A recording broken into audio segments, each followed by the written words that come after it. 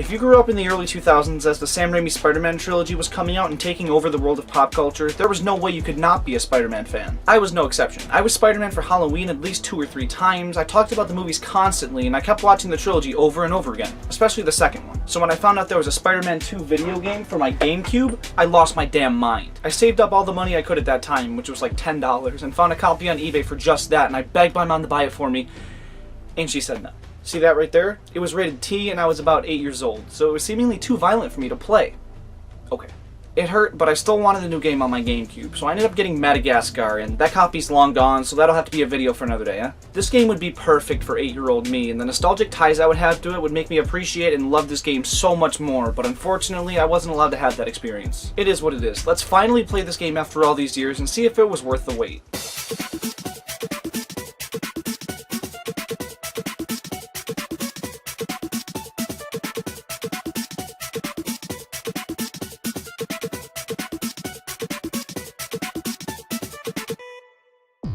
After playing the latest in Spider-Man Entertainment when Miles Morales released late last year, it's really hard to go back and play one of the older games. I played and made a video about the first Spider-Man movie video game that you should probably watch before you watch this, but to sum it up, I didn't like it. The movement was clunky, the combat was very basic and boring, the web swinging was automatic and didn't feel right, and the game just flat out wasn't fun to play. This game, however, drastically improves in a lot of those aspects. It restructured and redefined how a Spider-Man game should play, and they're still using this style today. I'll start with the web swinging, which is the biggest fundamental difference. Pull the right trigger and the web actually attaches to a building and allows you to swing from that point. The original game didn't even bother connecting the web to something, but here the movement of the swing is dependent on that anchor point and it makes the swinging so much better. This means the days of infinitely swinging into the sky are over. You've got to actually have something higher than you to latch onto, and it works really well. And the swinging itself is completely different. Rather than auto-shooting another web after your forward momentum stops and continuously auto-progressing, you've got to jump off one web and manually shoot another. This makes the game feel so much more realistic and much more like Spider-Man. The act of swinging is a gameplay mechanic that requires precision and skill to do properly, and it's amazing. It's not perfect though. It can be hard to swing in a straight line because you gravitate to the side your web attaches to, which is more accurate to how the trajectory of the swing would actually be, but I much prefer how the new Spider-Man games do it. It seems like they gave the buildings a bit of a repellent when you're swinging to keep you from swinging into them by mistake, which makes the experience a lot smoother overall. Those games had the advantage of being built off of something though. This game had nothing to go off of and was laying the groundwork for future Spider-Man games, so some minor discomforts are inevitable and really not that big a deal. This isn't even a bad thing, it's just something worth noting. I appreciate that the game requires more skill to continuously move forward. It holds your hand less and makes you work to get better, which makes pulling off clean maneuvers feel even more rewarding. But beyond the web swinging, every other movement feels so much more effortless. There's a few new additions too, and the funny narrator dude from the last game is back to show you. Welcome back, I guess.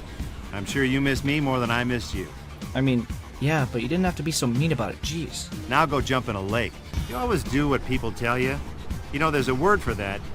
Loser! Okay, now you're just being an asshole. Anyways, you now attach to and climb a wall when you press a button, rather than just when you walk up to one, which gives you way more control over your movements, especially indoors. You won't keep ending up on the wall by mistake like in the last game. And instead of just the normal jump, you can hold the jump button to charge a jump and release it to shoot into the air, which makes maneuvering between streets and rooftops even easier. Oh yeah, you can actually walk the streets of New York City now, which is very nice. And they fixed the navigation too. The last game just had an arrow and a height meter, which was really bad. Now there's an actual mini-map that points out where you gotta go, with a little line that sticks up a certain height to indicate how high up your destination is, which works really well. This is exactly what I wanted to see in the last game, and it's an awesome addition. A small con is that, upon opening the full map in the pause menu, you can't set a destination for yourself. You've got to find where it is in accordance to your position and head that way until it pops up on the minimap. This is a minor thing, but it can be pretty annoying, though most of the time you won't be using the pause menu map. The minimap has all the main objectives marked right on it. The navigation is perfect, and the open world feel is handled so well in this game. While exploration isn't much of a focus, swinging around and fighting crime is so much fun. The game knows how much fun this is though, and as a result they have you doing just that a lot. A bit too much to be honest. The game is broken up into chapters, each with certain objectives that have to be completed to move on to the next one, which is a fine method for progression. What's not fine is how much grinding the game makes you do. Almost every chapter there's a hero point quota you have to meet, and you get hero points for helping out civilians and fighting crime. You don't get many for doing a single good deed though, only a couple hundred, and the game requires thousands to progress to the next chapter, which is really lame. This amount of grinding really isn't fun. Don't get me wrong, the act of fighting bad bad guys is a good time, but the amount of it required is kinda ridiculous. Speaking of fighting enemies though, it really is well done here, and it's clear to see this is the same combat method used in the new Spider-Man games. Now those are on PlayStation, and I'm playing this on Xbox, but the buttons are mapped out pretty much the same. Do not play this game on GameCube though. When I was first playing the game for this video, I played on GameCube, but my capture card broke and the sketchy copy I got off of eBay stopped working. Little did I know, this was a blessing in disguise. I hated how the game played with that controller, but playing it with a controller that has a similar button layout to the modern Spider-Man games I was used to improved my experience with the game immensely. Square, X, is the standard punch, hold square, X, for a skyward uppercut, circle, B, to dodge, and triangle,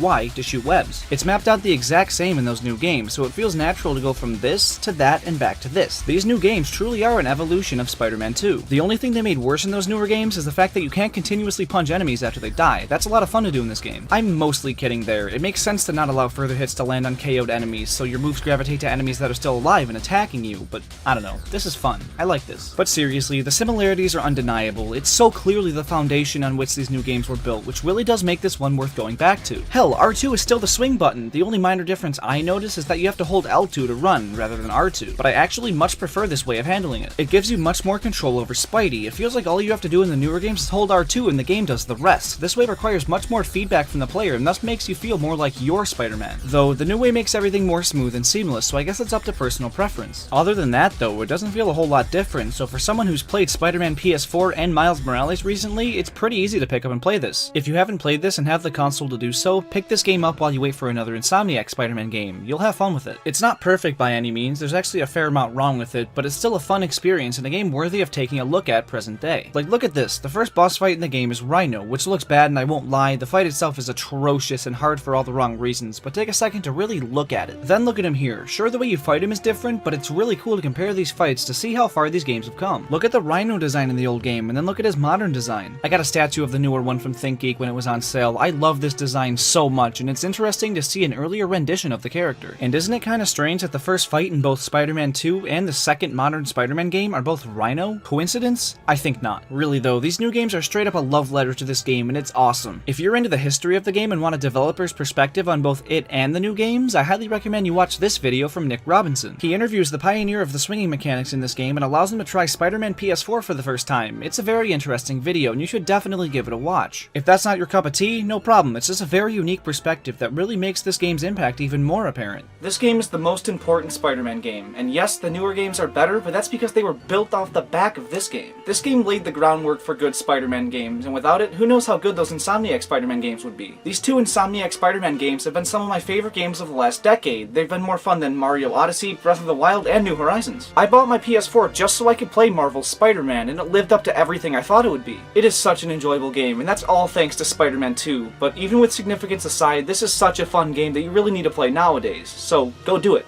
Right now. You think I'm kidding? I've been wearing this mask for like 7 minutes.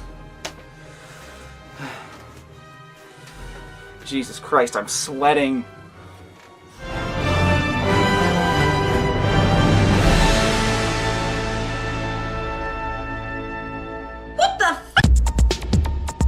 Hey, thanks so much for watching the video. If this is your first video of mine, consider subscribing and checking out some of my other content. Be sure to drop a comment if you've got any game recommendations for me or things to add to the topic of Spider-Man 2. Other than that, have a good day, go do whatever a spider can, and I'll see you soon.